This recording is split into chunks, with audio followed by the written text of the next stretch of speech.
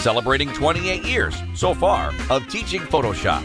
Here's Dave Cross with another in his series of 28 Photoshop tips. Tip number 19 is something called bird's eye view, which is a really interesting way to quickly change your view on the fly. So in this case here, I've got a fairly large document. If I press Command and Control 1 for 100% view, if I want to quickly look at the overall image and see where I'm at and then zoom into another area, all I do is press and hold the letter H, so keep my finger on the letter H key, which I get the hand tool, but now as I click and hold, it's going to zoom right back out, and I can say now I want to look at this area, it'll zoom in there. I do it again, I can come over here.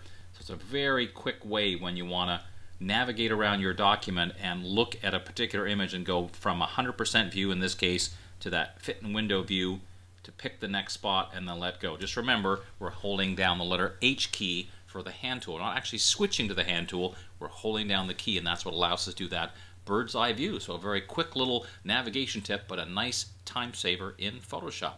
As always, got more tips to go. Keep watching, there's more to come.